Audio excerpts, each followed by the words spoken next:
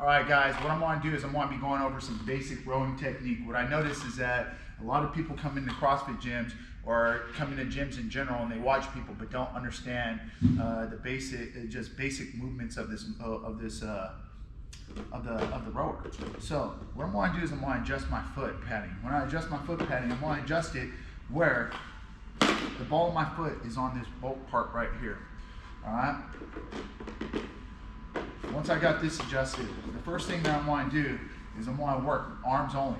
So when I work arms only, my legs are going to be fully straight. I'm going to have my legs completely locked out straight. I'm going to work arms only. So this is the first movement I'm going to do. Because all I'm going to do, focus with an upright chest, pull, and I want to make sure as I'm pulling with a straight line. This chain should not be going up and down.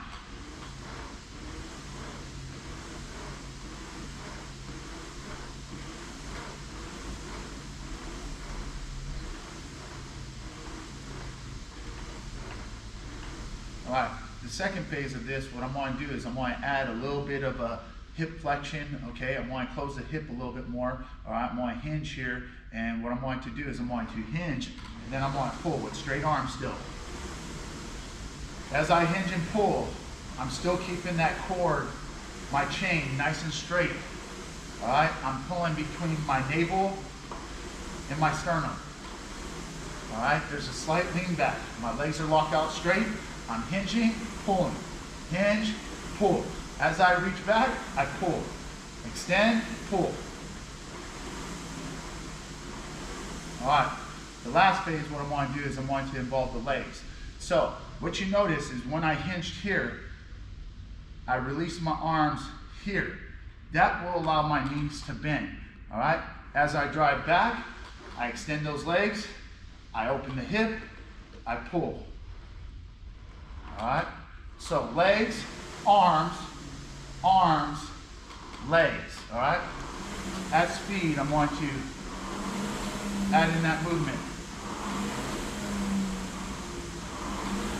Now, some key things that they're going to tell you if you're a rower, keep your heel flat as you descend like you're doing a deadlift.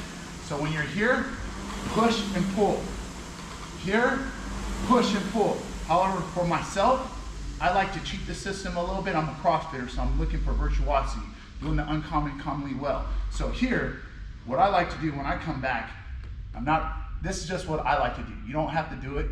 Rowers, professional rowers will tell you not to. I like to lift my heels off, so it gives my legs a little bit of a break, and then I drive back. Down, drive back. I can do it this way all day. The problem is once I start getting a little fatigued, I want to try to clear it by adding in my calves and trying to add in my lower leg as well. I will mix up my row, but I'm an experienced rower. Notice, I said I'm an experienced rower, not a professional rower. However, when the year that we did the 21,000 meters in CrossFit Games, me and Jason had times that would be able to put up against anybody in the world, especially competitive rowers. We killed that workout. So, things that I said. First thing, we're working long arms. Second part, we're working the hinging of the waist and arms, all right? So, legs still straight, hinge, pull. Hinge, pull. The third part is we add the legs. So as my arms extend and my hips allow me to pass my knees, then I bend my knees. Drive, extend, pull, close so here, release the arm, close the hip, then bend the knee in return. What we're going to do is we're going to practice that drill. We're going to practice it for about 5 minutes. We're going to do 20 seconds arms only, 20 seconds hips and arms, 20 seconds full. I'm going to show you what 1 minute looks like. Let me reset this. This will be a good way to warm up. All right, so I start here.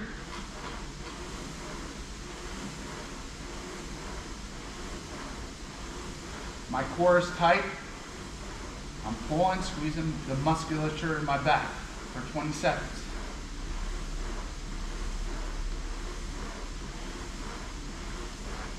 Now, yep, keep those legs locked out.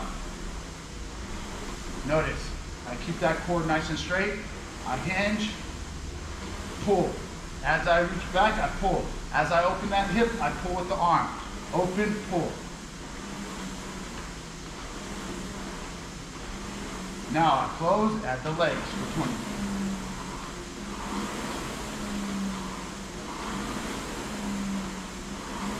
Keep those heels flat. Drive through the heels. Reach and pull. Keep a straight core. The arms should not be going up or down. There should be no moving of the core. Now arms only. Lock out the knees.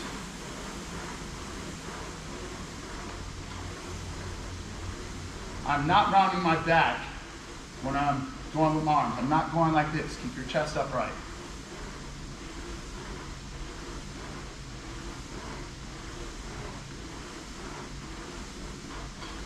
Now hinge and pull.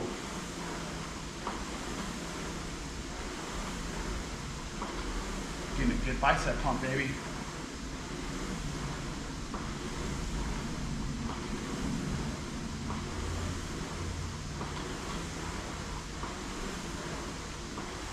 Now, hinge, pull. Full thing.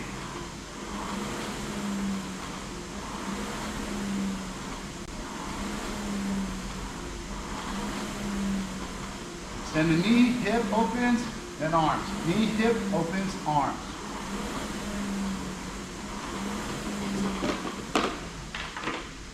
That sequence, ladies and gentlemen, I'll repeat anywhere from 4 to 8 minutes, 4 to 5 minutes, 4 to 8, depending on if I'm a beginner or experienced exerciser. This is a great warm-up for me. I do this for 5 minutes, and it pretty much warms up what I need for any pulling workouts. It warms me up for deadlift workouts. It warms me up for Olympic lifting workouts. All I'm trying to do is increase my core temperature. Say hi, Bella. There's Bella. All she wants is this. Here, nope, come here. All right, so remember, one last time, I'll say it one more time. We start with arms only for 20 seconds, all right? After we go arms only, we're involving the hip. We're closing of the hip, opening of the hip with the arms, all right? Lastly, we're incorporating the legs. Arms release, closing of the hip. Once we pass our knees, we bend our knees and then we pull. We press, we push, and then pull. Remember, keep this core nice and straight. There shouldn't be up and down. And the biggest thing is, have fun with it. Experiment, see what works for you. I have a bunch of tricks that I do that when I'm doing a long row, I can manipulate, but stay tuned, subscribe to my video, subscribe to my channel, and you'll see more of the tips that I'm going to release later on down the line with rowing tips. Not only that, I'll have a lot of Olympic lifting and other information out there for you guys. Hope you guys have a great day.